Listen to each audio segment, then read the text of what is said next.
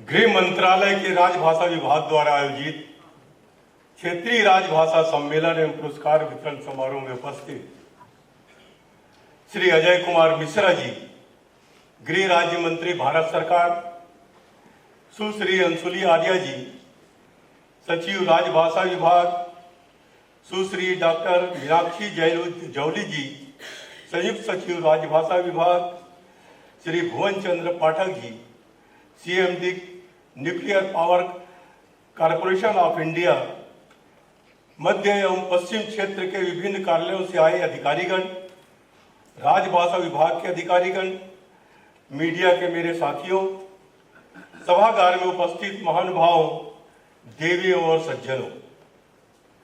राजभाषा विभाग द्वारा मध्य और पश्चिम क्षेत्रों में स्थित केंद्र सरकार के कार्यालयों, बैंकों एवं उपक्रमों के लिए आयोजित किए जा रहे संयुक्त क्षेत्रीय राजभाषा सम्मेलन में आप सबके बीच में उपस्थित होकर मैं बहुत हर्ष का अनुभव कर रहा हूं। पूरे देश में स्थित केंद्र सरकार के विभिन्न कार्यालयों आदि में राजभाषा संबंधी प्रावधानों का अनुपालन सुनिश्चित करने तथा सरकारी कामकाज में हिंदी के प्रयोग को बढ़ावा देने में राजभाषा विभाग महत्वपूर्ण भूमिका निभाता आ रहा है। भाषा किसी भी राष्ट्र और समाज की आत्मा होती है, जिसमें वह देश संवाद करता है, अपने भावों को अभिव्यक्त करता है। राष्ट्र की पहचान इस बात से भी होती है कि उसने अपनी भाषाओं को किस सीमा तक मजबूत, व्यापक एवं समृद्ध बनाया है। भाषा हमारे विचारों का प्रधान होती है। हिंदी भाषा में भारत के वह विशिष्ट सांस्कृतिक मूल्य है जिनकी वजह से हम पूरे विश्व में अतुलनीय हैं। हिंदी एक समृद्ध, सशक्त एवं सरल भाषा है। अपनी उदारता, व्यापकता और ग्रहणशीलता के कारण हिंदी भारत की लोकतांत्रिक व्यवस्था की पूरक है। हिंदी भारतीय संस्कृति के मूल तत्वों की अभिव्यक्ति का माध्यम होने के साथ साथ भारत की भावनात्मक एकता को मजबूत करने का सशक्त जरिया भी है। राज्यपाल के रूप में मैं अक्सर राजदूतों, महावाणिज्य दूत और अन्य गणमान्य व्यक्तियों से मिलता हूं। मुझे आश्चर्य है कि विश्व के कुछ देशों के राजनयिक हिंदी के अच्छे जानकार हैं और आसानी से हिंदी में बातचीत करते हैं। विश्व के कई विश्वविद्यालयों में समर्पित हिंदी विभाग है। दुर्भाग्य से हम अपनी ही भाषा को लेकर हीन भावना से ग्रस्त हैं। कुछ अंग्रेजी माध्यम स्कूल माता पिता और छात्रों से घर पर भी केवल अंग्रेजी में बात करने के लिए कहते हैं। हिंदी या मराठी या अपनी मातृभाषा में बोलना है दृष्टि से देखा जाता है। नतीजा यह है कि बच्चे हिंदी में या अपनी मातृभाषा में बात करने से झिझकते हैं। इससे भी ज्यादा दुख मुझे तब होता है जब हमारे हिंदी सिनेमा के कई फिल्मी सितारे हिंदी बोलने से कतराते हैं और अक्सर अंग्रेजी में ही बात करते हैं, लेकिन पूरी फिल्म में हिंदी में बात करते हैं।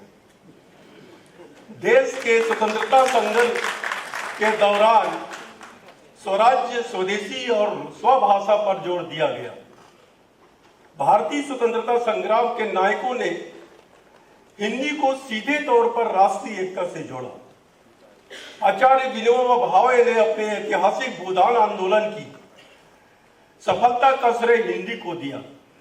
महात्मा गांधी ने स्वतंत्रता आंदोलन को जन आंदोलन बनाया और उसमें हिंदुस्तानी भाषा का स्थान सबसे ऊंचा था। संविधान ने हम सब पर राजभाषा हिंदी के विकास और प्रयोग प्रसार का दायित्व सौंपा है। यह कार्य सामूहिक सहयोग और सद्भावना से ही संभव है। शैक्षिक प्रयोग से भाषा की व्यापकता में वृद्धि होती है, भाषा समृद्ध होती है और उसका स्वरूप निखरता है। हमारे लोकतंत्र का मूल मंत्र है सर्वजन हिताय, अर्थात सबका साथ सबका विकास। हमारे लिए यह समझना जरूरी है कि देश की जनता की सामाजिक, आर्थिक एवं सांस्कृतिक सभी प्रकार की अपेक्षाओं को पूरा करने वाली योजनाओं व कार्यक्रमों को आखिरी व्यक्ति तक पहुंचाना सरकारी तंत्र का अति महत्वपूर्ण कर्तव्य है और उसकी सफलता एक की कसौटी भी है। सरकार की कल्याणकारी योजनाएं तभी प्रभावी मानी जाएगी जब जनता और सरकार के बीच निरंतर संवाद, संपर्क और पारदर्शिता बनी रहे और सरकार की योजनाओं का लाभ देश के सभी नागरिकों को समान रूप से मिले। हमारा लोकतंत्र तभी फल फूल सकता है जब हम जन जन तक उसके हित की बात की उनकी ही भाषा में पहुंचाएं। किसी भी देश में स्वतंत्र चिंतन का विकास तब तक संभव नहीं है जब तक उसके निवासी अपनी मातृभाषा में अपना चिंतन एवं लेखन नहीं करें। जो भी भाषाएं भारत में बोली जाती हैं वे सभी राष्ट्र की भाषाएं हैं। उनमें परस्पर कोई द्वंद्व नहीं है, वे सभी एक दूसरे के पूरक हैं। हिंदी का उद्भव एवं विकास भारत की क्षेत्रीय भावनाओं के साथ हुआ है। मूलतः ये सभी भाषाएं भारत की संस्कृति की मिट्टी से ही उत्पन्न हुई है। संविधान के अनुच्छेद 351 के अनुसार क्षेत्रीय भाषाओं के प्रचलित एवं लोकप्रिय शब्दों को ग्रहण करके हिंदी के शब्द भंडार को निरंतर समृद्ध करने की आवश्यकता है। चाहे महाराष्ट्र में बोली जाने वाली भाषा मराठी हो या महाराष्ट्र में जन जन से जुड़ी हुई अथवा भारत के अन्य प्रदेश की भाषाएं हो, यह आवश्यक है कि क्षेत्रीय भाषाओं का परिरक्षण, संवर्धन और विकास किया जाए तथा इनके बीच निरंतरता से परसंवाद कायम किया जाए ताकि भारतीय साहित्य समृद्ध हो सके। वर्तमान युग में तकनीकी, वैज्ञानिक, व्यावसायिक व विभिन्न विधाओं का नवीनतम ज्ञान प्रगति हेतु आवश्यक है। इस हेतु हमें भारतीय भाषाओं में उच्च कोटि के लेखन को बढ़ावा देना होगा। इसमें मौलिक के साथ साथ अनुवाद कार्य भी होंगे जिससे हमारा ज्ञान भंडार बढ़ेगा और इससे विभिन्न भारतीय भाषाओं में उपलब्ध कराना होगा। हिंदी निर्विवाद रूप से देश की राजभाषा के साथ साथ संपर्क भाषा भी है। इसलिए हिंदी में विषय सामग्री की समृद्धि से दूसरी भाषाओं का भी विकास होगा। राष्ट्रीय शिक्षा नीति में क्षेत्रीय भाषाओं में शिक्षा पर जोर दिया गया है। अनेक पुस्तकों का क्षेत्रीय भाषाओं में अनुवाद किया जा रहा है। हमें यह सुनिश्चित करने के लिए काम करना चाहिए कि 2047 तक हिंदी बिना किसी थोपे राष्ट्र की भाषा बन जाए। भाषा का सबसे अच्छा विकास और उसका प्रचार प्रसार स्व प्रेरणा से, स्वेच्छा से होता है। मैं आप सबसे अनुरोध करता हूं कि आप इस कार्य को राष्ट्रीय कर्तव्य समझकर आगे आए तथा अपने अपने स्तर पर जितना संभव हो योगदान करें। मैं जब राजभाषा में काम करता था, मैं प्राय पूरे देश का दौरा किया, लेकिन मैं आश्चर्य जब मैं राजभाषा में गया तो मुझे हुआ आश्चर्य, क्या कोई दुनिया में ऐसा कोई देश है जो अपनी राष्ट्रीय भाषा को जीवित रखने के लिए प्रयास करता रहा हो या अपनी राष्ट्र भाषा को बचाने के लिए कोई समिति का गठित किया हो? एकमात्र भारत देश है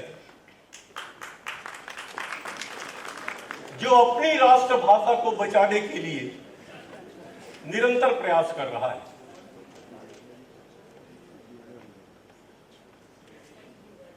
इजराइल को हम देखें, दुनिया से भगाया गया और इजराइल जब एक जगह इकट्ठा हुए, उन्होंने सोचा कि हम अपनी राष्ट्रीय भाषा क्या रखें। उन लोगों का राष्ट्रीय भाषा था हिब्रू और हिब्रू समाप्त हो चुका था। इजरायली जब इकट्ठा हुए तो उन्होंने अपनी मातृभाषा को जीवित करने का निश्चय किया और इतने कम समय में हिब्रू को जीवित करके आज विश्व का शक्तिशाली राष्ट्र बन गया है। टर्की जब स्वतंत्र हुआ, मोहम्मद पाशा राष्ट्रपति बने। रात को 12 बजे के बाद उन्होंने अपने सहयोगियों के साथ बैठा और कहा कि हम अपनी देश की राष्ट्रभाषा किसे बनाएं। सभी ने कहा कि देश का नाम टर्की है, इसलिए टर्की को ही राष्ट्रभाषा बनाई जाए।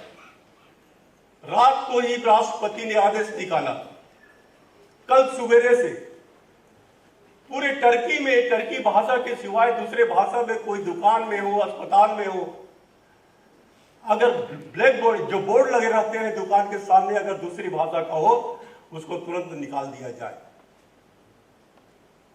हर कोई अपनी राष्ट्रीय भाषा के लिए जीना चाहते हैं, मरना चाहते हैं,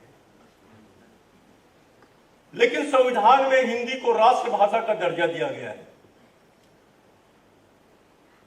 क्या वो राष्ट्रभाषा है हिंदी? आज वो राष्ट्रभाषा राजभाषा बनकर रह गई है। संविधान में लिखा है कि हिंदी हमारी देश की राष्ट्रभाषा होगी। 10 साल में धीरे धीरे अंग्रेजी को समाप्त कर हिंदी को बढ़ावा दिया जाएगा। अंग्रेजी 10 साल माध्यम भाषा रहेगी और 10 साल के बाद जब यह अंग्रेजी समाप्त हो जाएगी, पूरे देश में हिंदी राष्ट्रभाषा के रूप में जाना जाएगा। आज देश स्वतंत्र हुए 76 साल हो रहे हैं। हम आत्मचिंतन करें कि हमारी राष्ट्रभाषा 76 साल में कहां पहुंचा है। राष्ट्रपति को राजभाषा को विभाग बनाना पड़ा और राजभाषा विभाग पार्लियामेंट की जवाबदारी नहीं है। राजभाषा राष्ट्रपति के प्रति जवाबदार है। राजभाषा अपनी रिपोर्ट राष्ट्रपति को प्रेषित करता है। हम अपने जीवन के अंदर छोटी छोटी बातों को उतार लें।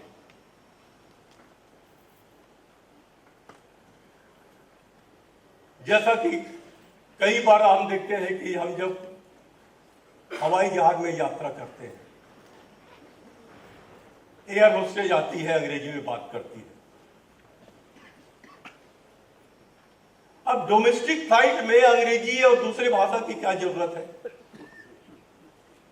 डोमेस्टिक फ्लाइट में सारे भारतीय बैठते हैं जो हिंदी जानते हैं, और हम भी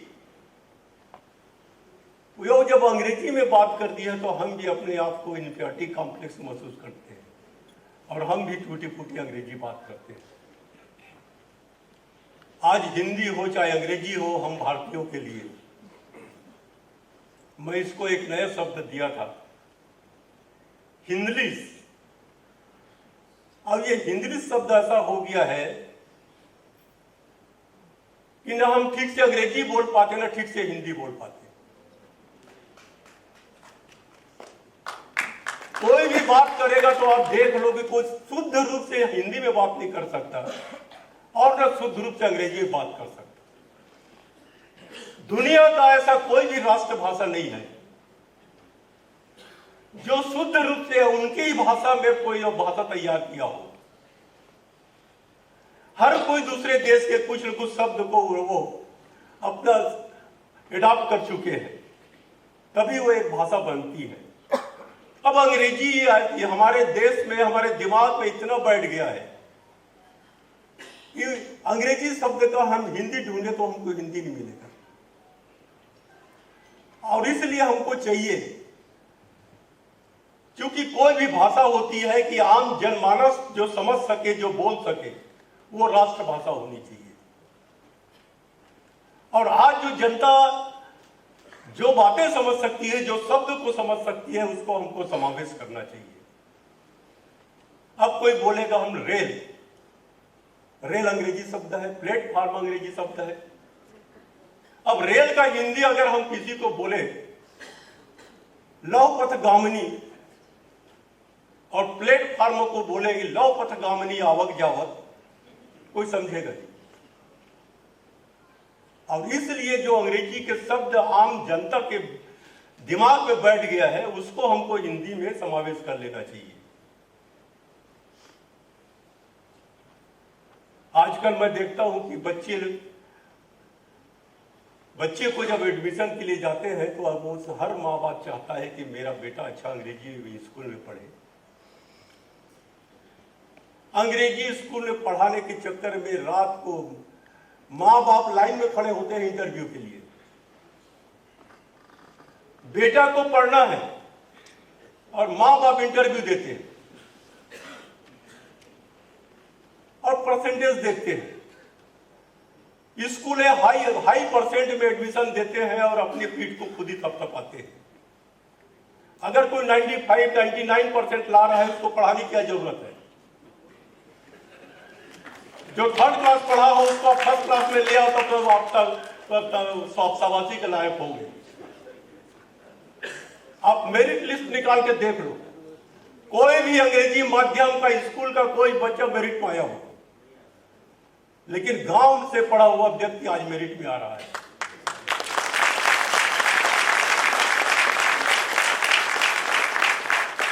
पहले यूपीएससी में बच्चे क्यों नहीं आ पाते थे हिंदी भाषी प्रदेश के लोग? क्योंकि अंग्रेजी माध्यम से एग्जाम होता था। लेकिन अब हिंदी माध्यम से एग्जाम होने के कारण आज गांव के बच्चे आज यूपीएससी में सेलेक्ट हो रहे हैं। हमें अपनी भाषा पर गर्व होनी चाहिए। मैं तो जितने भी कोई भी देश का मेरे पास मंत्री आते हैं, कंसुलेट जनरल आते हैं, मैं कभी अंग्रेजी में बात नहीं किया।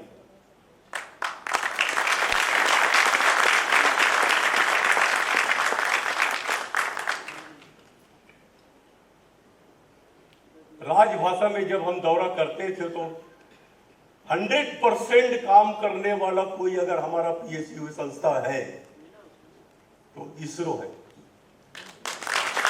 इसरो 100% काम कर रहा था जब हम थे। दूसरे में था एनटीपीसी। और आपको सुनकर आश्चर्य होगा कि सबसे कम दिल्ली है।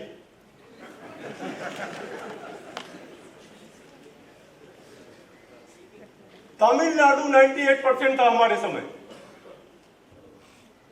लेकिन क्या हम अपनी भाषा को बचाने के लिए खाली हम प्रतिशत आंकते रहे क्या? कि इस साल इस प्रदेश में हिंदी इतने प्रतिशत हुआ तो 2% आगे हो गया, क्या हम उतने भी संतुष्ट हो जाए? हम ये प्रतिशत नापना बंद करें और हिंदी का प्रचार कैसा हो, प्रसार कैसा हो, आम जनता उसको कैसे स्वीकार करे, इसकी तरफ हमको ध्यान देना चाहिए।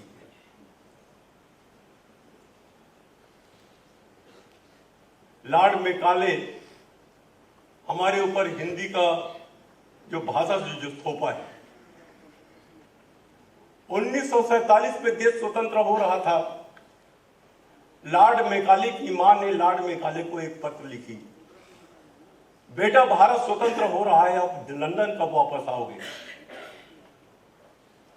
तो लॉर्ड मैकाले ने अपनी मां को पत्र लिखा, मां भारत स्वतंत्र तो हो रहा है, मैं बहुत जल्द लंदन वापस आऊंगा, लेकिन लंदन आने के पहले मैंने शिक्षा में ऐसी प्रणाली दे दी है कि भारत के लोग स्वतंत्र तो हो जाएंगे लेकिन वो अंग्रेजों के तहत गुलाम, उनके दिमाग अंग्रेजों के तहत गुलामी करेंगे। और आज ही हम उसी मानसिकता में जी रहे हैं।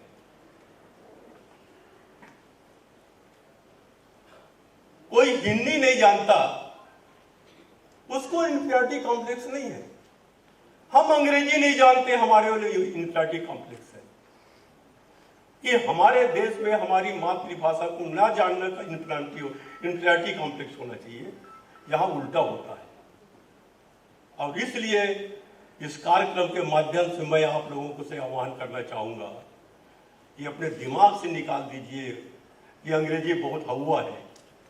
आज दुनिया हिंदी की तरफ देख रहा है। दुनिया में सबसे पहला संस्कृत का विश्वविद्यालय जर्मन में खुला है और जर्मन के वैज्ञानिकों का कहना है कि कंप्यूटर के कीबोर्ड के लिए संस्कृत शब्द ही उपयुक्त है। जब विदेश के लोग संस्कृत और हिंदी समझने का प्रयास कर रहे हैं, लेकिन हमारी आगे आने वाली पीढ़ी अंग्रेजी के पीछे दौड़ रही है। आज वेस्टर्न कंट्री नॉन वेज की तरफ जा, वो वेज की तरफ जा रहे हैं, लेकिन हम उल्टा हो रहे हैं। हम उनके सभ्यता को और उनके खान पान को अपना रहे हैं। हमें अपने देश पर गर्व होना चाहिए और गर्व से कहें हम हिंदुस्तान के नागरिक हैं, हिंदुस्तानी है। जय हिंद, जय भारत, जय भारत।